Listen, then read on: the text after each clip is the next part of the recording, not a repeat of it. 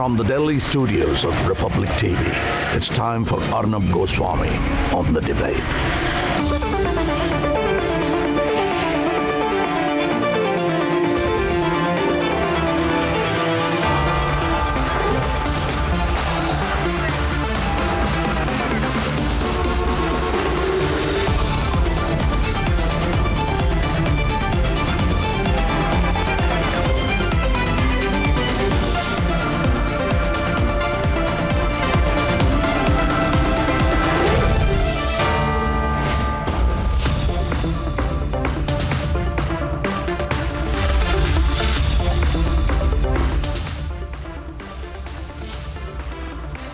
And ladies and gentlemen, welcome back. The United States has just banned Russian oil imports. The ruble is tanking. The war in Ukraine has not been as clean, as simple as Putin had hoped for.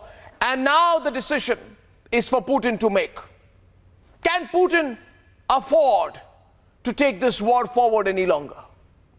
Or is cornering Putin only going to push him to the extreme? What is that extreme? Here is what our reporters have been seeing on the ground, and then we'll debate that.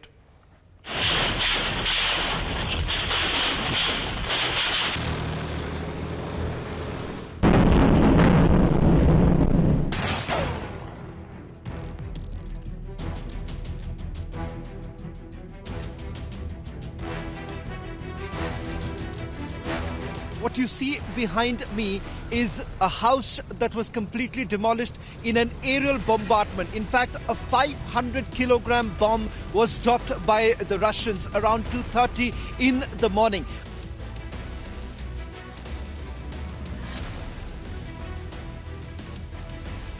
What's really happened is that this entire area, this entire room where children were actually staying, about 5 children were staying when the Russians carried out an aerial bombardment. This entire area has been completely destroyed, damaged.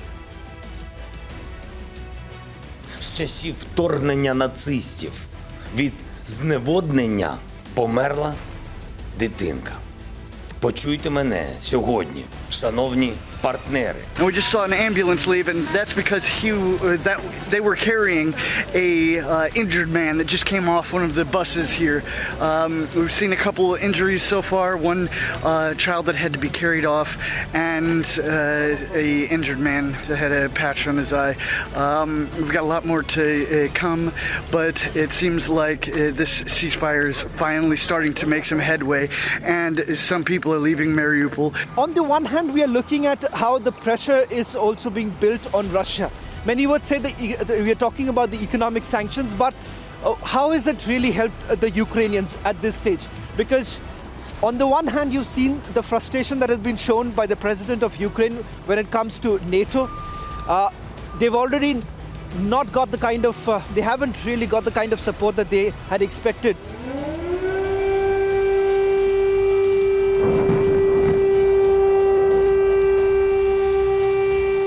Both the profound costs to Ukraine and the Ukrainian people, and the costs to Russian people themselves, which are mounting every single day. The ruble is cratered. MasterCard, Visa, Apple Pay have shut down. Dozens of leading companies, from Nike to Coca-Cola, FedEx to Spotify, Netflix to Toyota, have exited the country. President Putin is making Russia a pariah, destroying in the space of a week 30 years of international openness and opportunity. Putin has been compelled to assuage concerns of the people of Russia. Кстати говоря, те санкции, которые вводятся, они сродни объявлению войны. Но, слава богу, пока до этого не дошло, я думаю, что понимание того, чем это чревато и чем это грозит для всех, у наших так называемых партнеров, в кавычках, все-таки присутствует, несмотря на их безрассудные заявления, вот как это было сделано. Attacks continue in different cities of Ukraine, and Russia is just not ready to stop the war machine. The question is that how far will Putin go? И не будут участвовать солдаты, проходящие срочную службу. И не будет проводиться и дополнительный призыв резервистов из запаса. Поставленные задачи решают только профессиональные военные. Уверен, они надежно обеспечат безопасность и мир для народа России.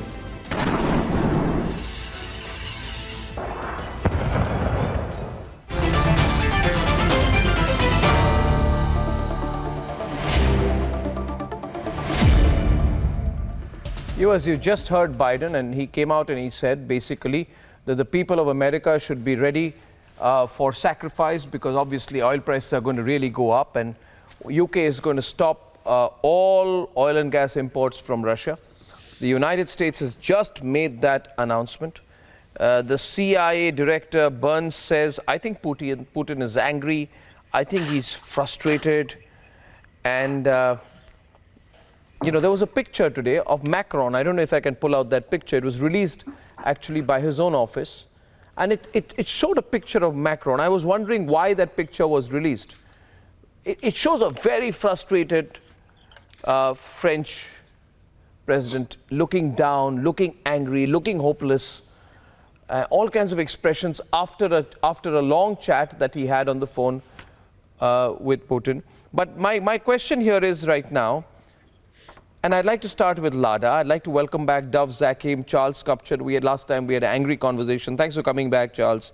Borzin Wagmar, Colonel from London, Professor Colonel Gabi Siboni from the Jerusalem Institute for Strategy and Security from Israel, Jaron Bakshi, well-known strategic analyst from India, Nikolai Tiporin from Moscow, political analyst, Victor Gao, very well-known geopolitical expert from Beijing, and Farshid Bagharian is Eurasia Director of the West Asia Research Center. So our idea in Republic is to have as many well-thought-out global conversations. And tonight we are connecting Washington, London, Israel, New Delhi, Moscow, Beijing, and Tehran. Thank you.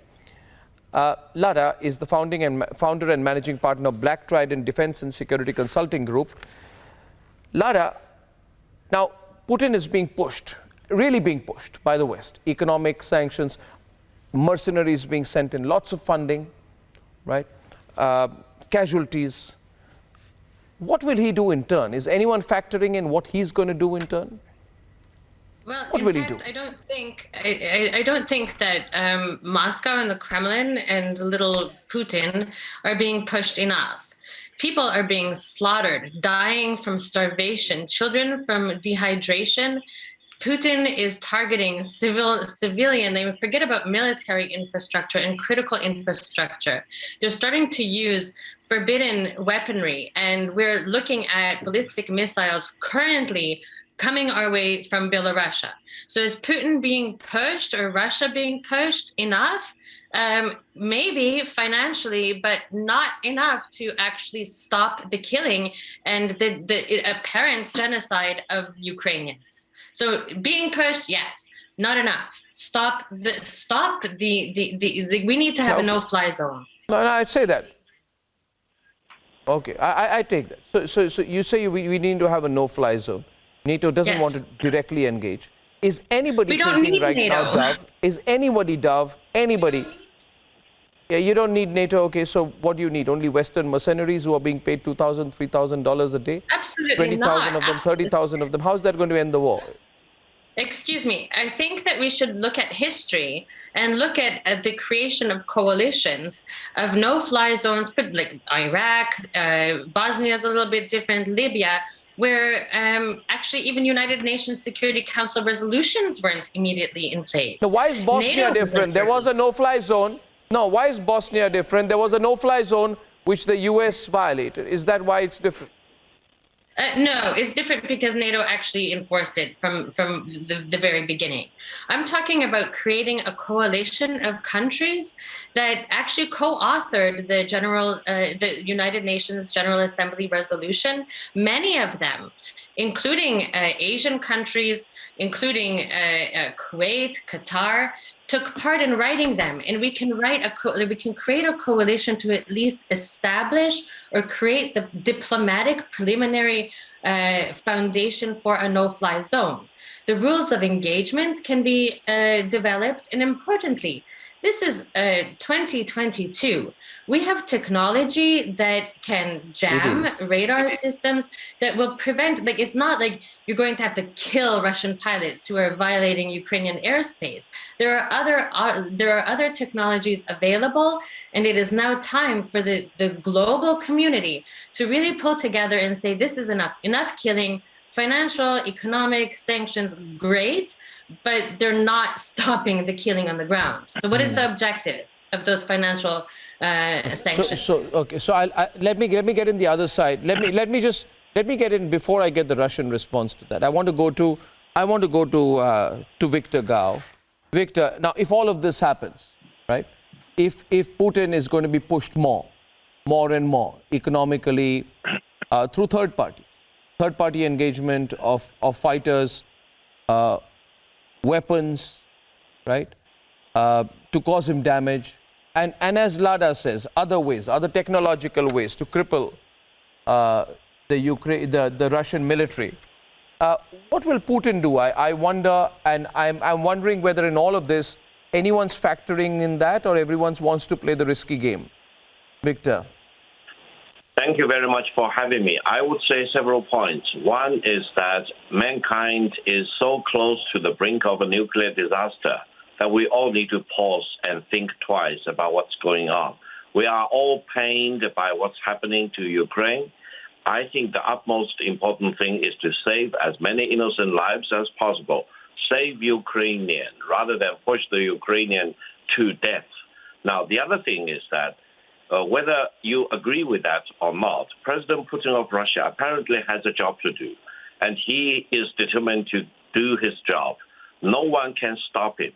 No-fly zone is not going to work, because if we impose a no-fly zone against a country like Russia with nuclear weapons, and the largest nuclear weapons in the world, you are talking about triggering nuclear disaster. So whoever who is pushing for nuclear no-fly zone need to think twice. You do not want to save the Ukrainian and then destroy the whole world. You want to save the Ukrainian and save mankind at the same time. So let's be realistic. Let's understand yourself. Let's understand President Putin. Let's understand what Russia can do. And we do not want to have nuclear disaster in wiping out mankind from the surface of this earth. Diplomacy is the only right way going forward. We need to enable Ukraine and Russia to talk, and Russia also needs to talk to countries like the United States, all NATO members. No more escalation of war involving Ukraine. This is the key important thing for mankind right now. I would say this. I would say this right now, that without just one point, Lada and Dove, I think it becomes extremely necessary not to let any egos play anymore, and to realize the consequences, which I think the cooler minds understand, of escalating this. Now, everyone has started saying, and Lada says, implement a no-fly zone. A no-fly zone would mean, therefore, Dove, that if a Russian fighter jet were to enter Ukrainian airspace, right, NATO and America would be bound to shoot it down. That would mean that, no, one second. You can't say it won't happen.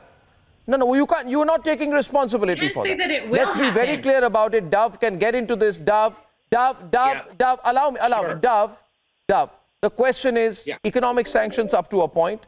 At what point does one also have to begin to factor in that if this becomes a direct conflict between both sides, what are going to be the consequences? I think Victor's view from Beijing seems very ominous, and we can't dismiss it, can we, Dove? No, I don't think we can. And I think there are other ways.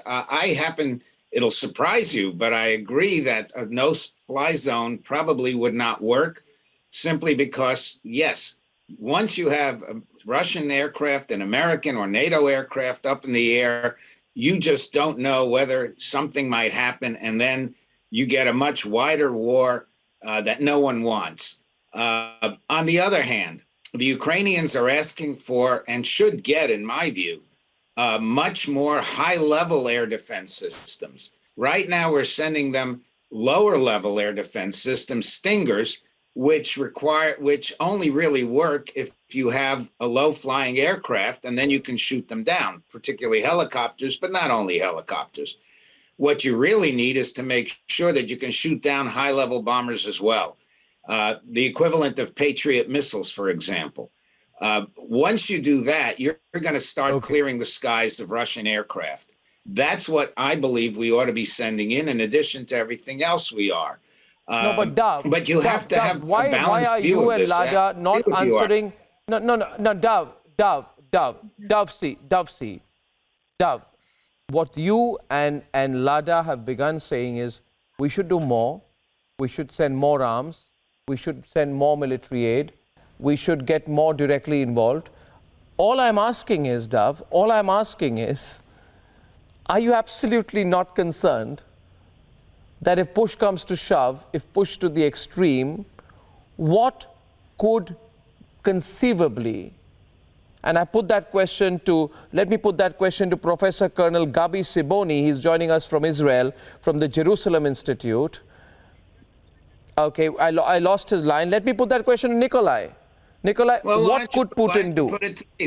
Will he push the nuclear button?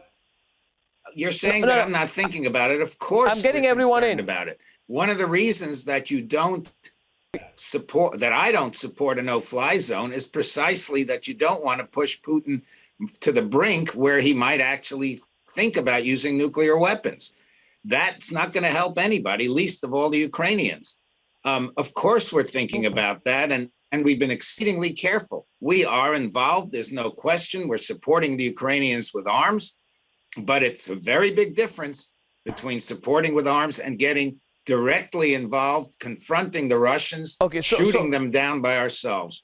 We are very, very conscious of the fact that Mr. Putin doesn't seem to have limits right now. We're trying to convince him that there are limits, but we certainly don't want to encourage him to do anything crazy like starting a nuclear war. No, so who can take the guarantee for that? Nikolai, how far will Putin go? Can I just get Nikolai's one view from Moscow, and I'll come back to you, Lada, because 2 or 3 of our panelists haven't spoken yet. Let's get the first word from everyone. Yes, please. Nikolai. Yes, thank you very much. First of all, I'd like to clarify my position that I'm absolutely against war. I'm absolutely against bombing and killing people. I have a lot of friends in Kiev, in Kharkiv, in Odessa, and Vinnytsia, in other cities. For the time being, I'm in constant contacts with my colleagues, and I'm very anxious about their lives. That's why I should be clear that I am against the war. And the question is how we can stop the war right now. I think we should, let's say, discuss this question, not the question of the air, of open air, closed air, etc. And I should tell you that Ukrainian and Russian delegations already had 3 meetings in Belovezhskaya Push, in Belarusian territory nearby Ukrainian border. And they, of course, maybe not advanced very much further in discussing stopping war, but at the same time they, in my view, discussed so-called humanitarian corridors for ordinary people to leave from the cities. And also but how far will Putin go? Nikolai, the feeling has been that Putin is not dealing with things very rationally. You can say as much that you're against the killings, but you're not stopping it. The humanitarian corridors have been ineffective for the first day, and the world is on the edge because they don't know the extent to which Putin will go. These are serious questions now. You cannot dismiss them. Will he push the nuclear button? Will he snap and cause a world war? What if he goes all out? What is Putin's definition of going all out? And I do not think any country or individual has the right to put the entire world on edge. You know, this is going way beyond the territorial ambitions of Russia, and you need to recognize that. General Bakshi, I'm coming to you, but okay, let's get General Bakshi. Let's get General, but before General Bakshi, I want to get in Charles Kupchan also, please, in from Washington. Nobody's answering this question, Charles. How far will Putin go? Why are people not talking about it? Well, you know, we are talking about it here, and nobody knows. I have to say that I'm skeptical that he can be stopped. And that's because he has articulated a set of objectives that are very ambitious. Installing a new government in Kyiv, rolling back the post-Cold War order. He is paying a price as we speak that's much greater than he ever expected. The Ukrainians are fighting back with amazing defiance, resistance.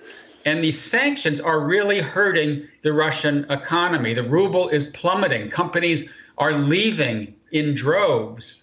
Even oil and gas companies are getting out. So Russia is really looking at an economic collapse. And in some ways, what's happened here is Russia's effort to weaponize oil and gas, to weaponize economic trade, has been turned against it to great effect. I think the pressure needs to stay on. I agree with Dov that we need to be careful not to push his back up against the wall and encourage him to escalate. But at this point, I think he is unprepared to back down. I'm very skeptical that the diplomacy that Nikolai talked about is going to work. So, I think he's going to keep pushing until he gets control of at least eastern Ukraine. I'm guessing he's not going to go for the rest of the country, but we need to do everything that we can to foil his attempt. And so far, I think the pushback has been remarkable. Western unity has been very impressive and is staying strong.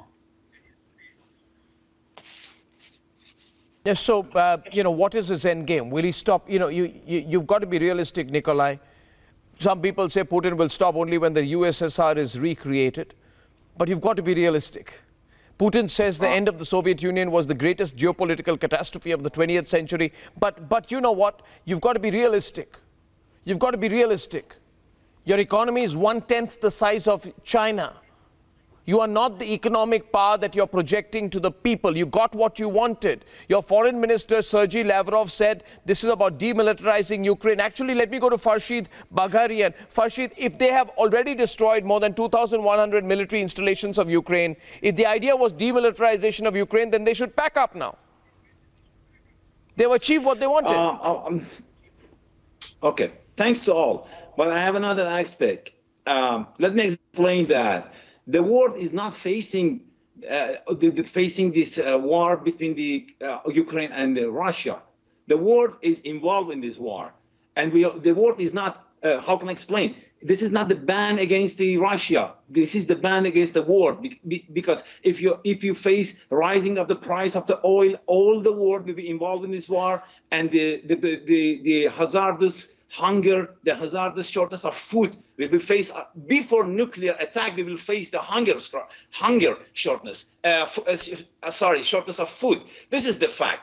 But I believe that Mr. Putin is not go longer. Why? Because the Russia itself, as the structure, will stop Mr. Putin. Mr. Putin is a player, is an agent, and the structure is Russia. But right now we have to push the Russia to stop Mr. Putin, and the world has no power to stop Mr. Putin itself. But we believe that on Thursday there is the negotiation between the Minister of Foreign Affairs for Ukraine and Russia with Turkey in Antalya, and we are hoping that something will happen over there because Mr. Lavrov maybe have the same concern with us, but I'm telling you that this war is not stopping by the U.S. because the ban that Mr. Biden announced in the last state is not only for Russia. We are in a struggle with our shortness of food, the first, and the drama between the border of Ukraine and Russia is not only. This is the first drama, humanitarian drama, and the second will be in the Iran, in Pakistan, in India because of the hunger. I'm telling you. Okay. No, but this economic blackmail on both sides, General Bakshi, you got the economic blackmail on both sides, but nobody's talking about Putin. Burzin, before I come to you, General Bakshi, we are getting concerned across the world, and I think this is brinkmanship of an extreme kind. Nobody understands. This is not about who's right or wrong anymore. It's about taking it to the brink or pulling it back. I have not heard a single voice which gives a concrete solution on pulling it back. You tell me, General Bakshi, how far will Putin go? How far will Putin go? What is his end game? He's pushed to the brink. What will he do now? Excellent question, Arnab, and one that has to be asked. The simple fact is, we in India have been working against limited war against a nuclear backdrop since 1999, when immediately after the Pokhran nuclear tests, we had the Kargil war. and Pakistan tried to push the envelope, to push us to see how far it could push without crossing the red lines. One of the first things that you are taught in these, conventional war games, trying to reach the nuclear edge is, don't push the other side to the edge. You drive him up against a wall, and the chances that he will panic and press the button are pretty high. That is what, in every war game that we fought, we've come to this conclusion. Now, let me highlight to you certain very dangerous developments. The economy has been weaponized. Banks have been weaponized. SWIFT exchange mechanisms have been weaponized. Specific oil and defense companies have been blacklisted. Individuals have been blacklisted. Now, look, in 1991, what had happened, Arnab? The Russians for 1 decade, the Americans for 1 decade had brought down the price of oil with the oil glut of 1986. The price of oil was brought down to almost $10 a barrel. It was done with the express purpose of destroying the Soviet economy, and it did. The Soviet Union was flushed down the tube of history without a shot being fired. You think the Russians will let that happen again tamely? They will go down. I think we've just pushed so what the will they do? No, sir. General Bakshi, when you say tamely, sorry to intervene. So I'll tell you what they will do. What will they do? Will they respond? No, Lavrov said recently, allow me 1 minute, sorry, just allow me. Lavrov said recently, I think he said it in response to a comment that came from someone in France to the French. He said, watch your tongue, he said, watch your tongue, Burzin. Economic wars can often lead to real ones. And you see the language of Victor Gao. Victor Gao, 2 weeks back, was diplomatic. Did he sound diplomatic today? And I believe he speaks for the mood in China. Answer that? People are openly talking about nuclear war, Burzin. No. So, nobody's talking of the escalation answer now. That? Sure, please do, and then I'll get Burzin in. Yeah. Arnab, this is very important. Take your mind back to Second World War. Crippling economic sanctions were imposed against Japan. And you know what Japan did? They said, before we lose everything, let's use it. And they did Pearl Harbor. This time, it could be a nuclear Pearl Harbor. Believe you me. And this is for once that India and China... Are we talking so loosely about it? Is this nuclear blackmail now? Okay, so Burzin, one second. We saw Boris Johnson... Let me tell you how it will happen. If I may, Arnab. Arnab, one of the... Hello? Kya ho gaya? Hello? Yeah, go on, briefly. Yeah. Hello? Sorry. Go on, sir, go on. We were wargaming this scenario as to how nuclear red lines could be crossed. Let's say you start creating greater and greater difficulties for Putin in Ukraine. You see? And as a shot across the bow, he fires a tactical nuke on Kyiv. Tell me. What have you achieved? You drive him up against the wall. I'll ask Burzin that. Okay, so you created... No, 1 second. Now, General Bakshi, just hold on for a minute. Just hold on for a minute. You created this wargaming scenario. Lada wants to respond. But I'll get Burzin in, Lada, because he hasn't spoken. I'll open it up after that. Yes, Burzin. Then what? Speaking of the nuke option, Arnab, if I could slightly distract everyone. Today, Seoul and Tokyo are demanding from Washington nuclear guarantees for Taipei. It has come to that, given what the scenario is and how the Taiwanese are looking at things playing out. And it's not the Taiwanese who are asking for nuclear guarantees, but South Korea and Japan. So that tells you the gravity of the situation and what the ramifications are of it. But to come back to your Tehran guest, as he rightly put it, I wish there was a miracle to take Putin out. But there is nothing to suggest, since he's a one-man show and the army and the intelligence services are in his hock. Sergei Lavrov is his poodle, so we can dismiss that. And the only reason why Zelensky has survived so far, all three assassination attempts, is because thanks to disgruntled Russian intelligence officers in the FSB, Federalnaya Sluzhba, the Russian intelligence service, who have leaked details of these assassination attempts against him, which tells you what the Russian groundswell of opinion is, that they are dead set against this war, including 13,000 Russians who have been arrested merely for protesting peacefully on the streets of Russia. And women have been tortured in police stations. Not Okay, to so mention I'm getting a live feed from Zelensky. Zelensky addressing the British Parliament. We'll keep the guests on screen. I'll just run that in the middle. Let's listen to what he says. 30 seconds. Zelensky live addressing the UK House of Commons. Let's cut live for 30 seconds. We come back. Let's cut live, Anand. Yeah, go. Let's go. Everybody woke up. People, children, the entire Ukraine, and since that we have not been sleeping. We have all been fighting for our country with our army. On day 2, we have been fighting airstrikes, and our heroic military servicemen on the island Zmyny have been trying to fight when Russian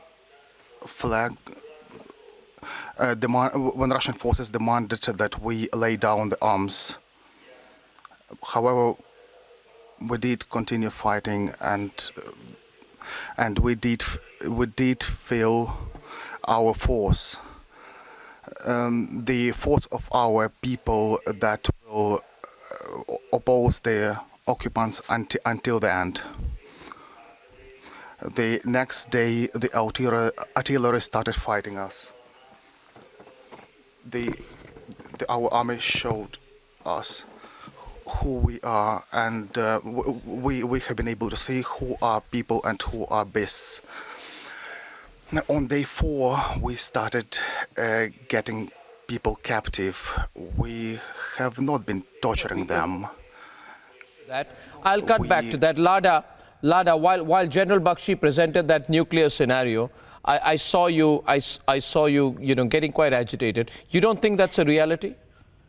Burzin's call seems to be that Putin will lose support. Yes. Actually, let's talk to our pro-Russian partners. You think on General Bakshi is overblowing it? And let's focus on the Russian Federation. Where are the people that are going to control Putin and his cronies that are leading your Russian Federation and the rest of the world into disaster? We are not asking for a no-fly zone over the Russian Federation yet. Perhaps we should be. And as it goes to our British colleague, who is now talking about other countries asking for nuclear guarantees, please be careful that those nuclear guarantees are worth more than the toilet paper that the Budapest Memorandum is worth, as is shown by the United States, the United Kingdom, and let's not forget China. Because if we're having this discussion about nuclear war, China is also a signatory alongside France. In times of a nuclear threat, China promised to step up to support and defend Ukrainian territorial sovereignty. So China, I hope that at least we will have a little bit more support from the financial aspects, if it is easier for you. And the nuclear aspect, Putin is one man. The men surrounding him are a bunch of men. We have a world that can have a brain and function with integrity. So yes, we can stop a madman. We have the technology, we have the effort, and it's time to stop talking, and it's time to start putting international law and the spirit of the preambles into effect. Otherwise, this war, as our learned friend from Iran, you don't quite seem to. Is going to spin out of control. Lada, you don't. Okay, so can I see? You don't seem to quite much care about what could go wrong. I mean, that's not even a consideration in your mind, not even a far off consideration. The Russians have taken over Chernobyl. Which doesn't quite allow me. Nuclear station in Ukraine. I think the people should be concerned. Where are you? What are you? No, I think people should be. See, I'll tell you one thing, Lada. Lada, listen. Lada, listen. Listen, let's be real. Yes. Zelensky has already said today, please remember, Zelensky has himself said today, I don't have any hopes on NATO, right? And Russia had placed Crimea's recognition as part of its demands. And Zelensky is completely open to it from what he said here today. So he's offering dialogue. But I'm increasingly seeing, and that's my point, Charles, I'm increasingly seeing, Charles, and I know you might get angry again, but I'll risk it, increasingly seeing people in America saying, no, let's do more, let's go for it. You know, we've got the upper hand. Let's continue. Let's send in more mercenaries. Let's pump in more military equipment. Let's go get them. You know, this approach, I feel, Charles, is fraught with risks, and it's not very diplomatic. Charles. I would say, Arnab, that the U.S. and its allies have found what I think is just about the right line of giving military support, political support, economic support to Ukraine, but not crossing a line. Biden said, we're not going to war with Ukraine.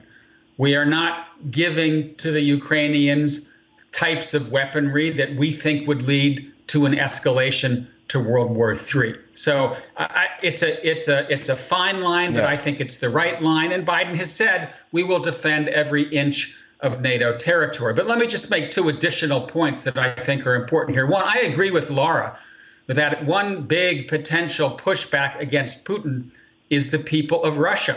This is not a popular war in Russia. Friends of mine, high-ranking Russians, are speaking out against Putin.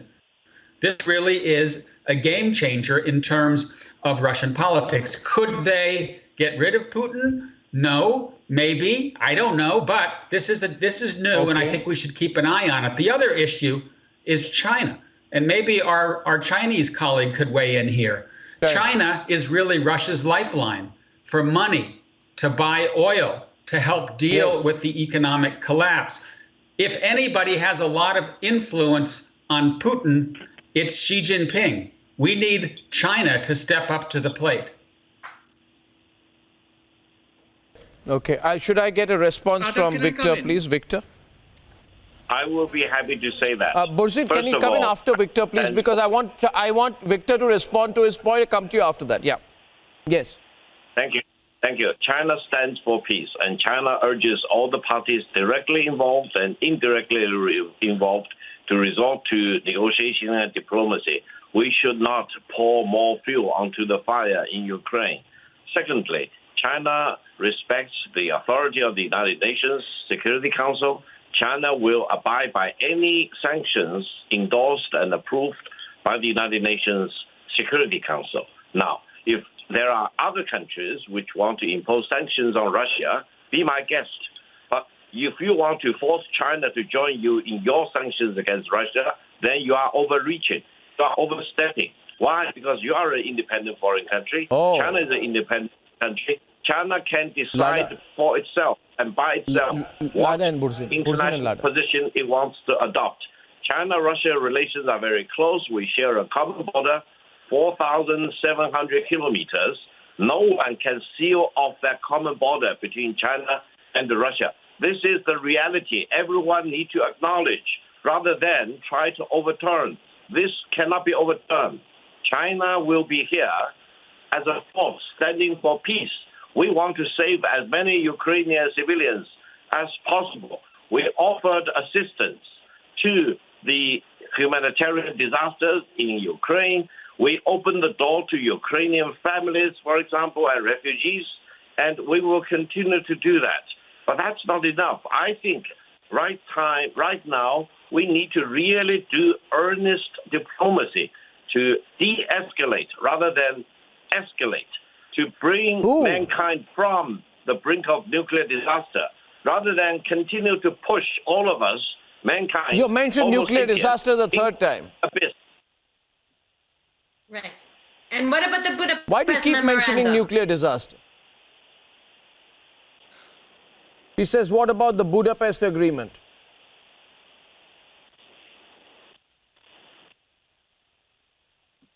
China is reticent to do anything, Arnab. Let's face it.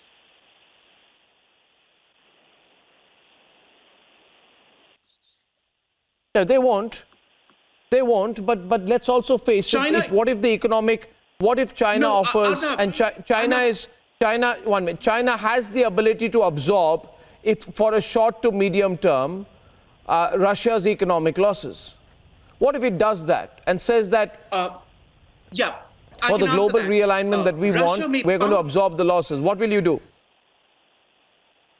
China can eye Russian sources as a resource for itself in its current circumstances, but China does not have the capacity to absorb Russian gas. There is simply no piping capacity currently for it to do so, even if Putin throws all the gas that he wishes to. So Riyadh and Tehran still remain Beijing's first and second suppliers. Moscow is third, and it will not supersede them in the medium or long-term future. And just remember, Arnab, that Sino-Russian trade stands at $87 billion. China's global trade stands at $950 billion, and China is a recipient of westward indirect inward investment. It cannot afford to jeopardize its relations with us once sanctions are imposed. Boris Johnson is speaking now. UK House of Commons after Zelensky. Let's hear him. Let's go live, 30 seconds. So this is a moment for us to put our political differences aside, Mr. Speaker, and I know I speak for the whole House when I say that Britain and our allies are determined to press on with supplying our Ukrainian friends with the weapons they need to defend their homeland as they deserve. To press on with tightening the economic vice around Vladimir Putin, and we will stop importing Russian oil, Mr. Speaker, and my right honourable friend, the Business Secretary, will update the House on that tomorrow. And we will employ every method that we can, diplomatic, humanitarian and economic, Mr. Speaker, until Vladimir Putin has failed in this disastrous venture and Ukraine is free once more. That's Boris Johnson speaking. In the British Parliament, I'm going back right now, and Nikolai, the quicker bet that everyone seems to be taking here is put the pressure on the Russian economy, put the pressure on the Russian people, and then the Russian people will unseat Putin. There'll be too much pressure on him. If that happens, if it's a question of his political existence, if if it is, and it could well be, what will Putin do? If you allow me to speak, I can tell you that there are two things. There are sanctions against ordinary people, ordinary Russians, and there are sanctions against Russian armed forces. And I can tell you that sanctions, for the time being, they hit ordinary Russian people. They don't hit Russian forces. Armed forces, because armed forces are absolutely isolated from ordinary people and from our, let's say, joint economy. It has almost everything made in Russia, almost everything, missiles, tanks, weapons, automatic guns, etc., everything is done in Russia. It uses but what about your economy? What about jobs? What about the people? What about protests? Dove, no. It uses Russian soldiers. If you put sanctions against Russia, it means you put sanctions against ordinary people. That is most important thing. Not on Putin.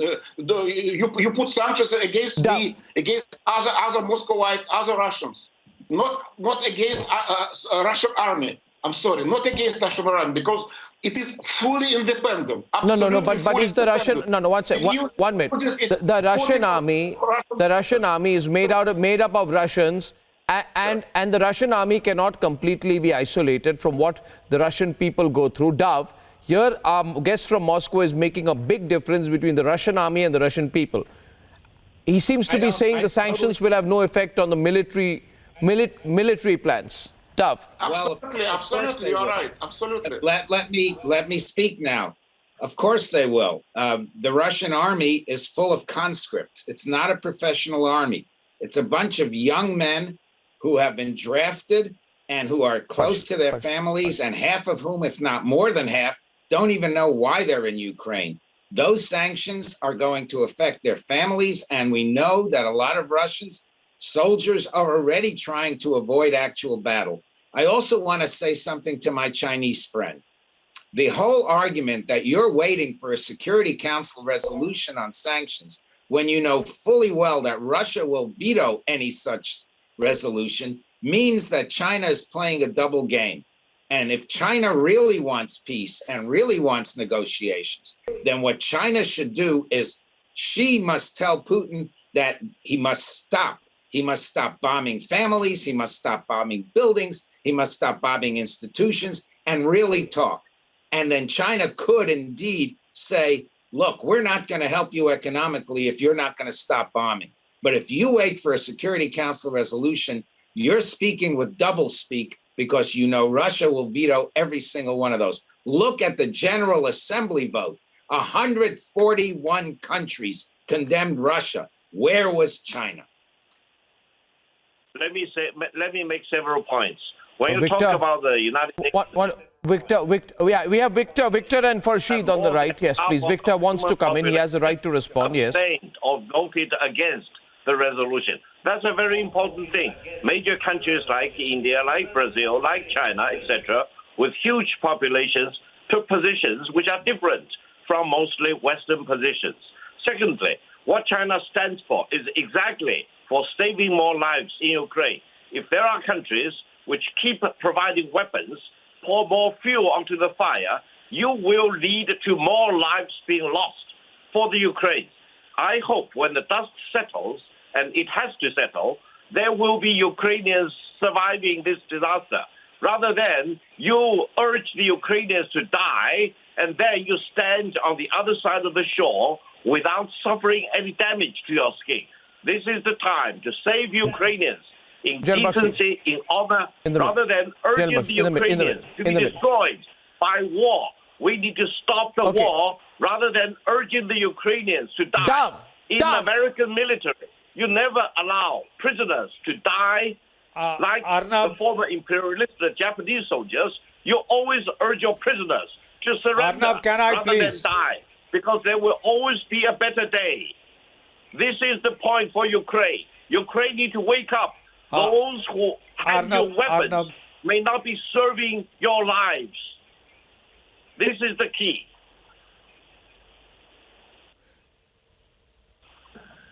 Arnab, can I? Jalbakshi, Arnab, may I? A minute left on the debate tonight. Arnab, I'd like to point out one thing. Yes. Arnab, I'd like to point out one thing in all earnestness as a military veteran and as a human being. We are getting very perilously close to disaster. It is in the interests of all. Yes, global economies are coming out of the shock of COVID.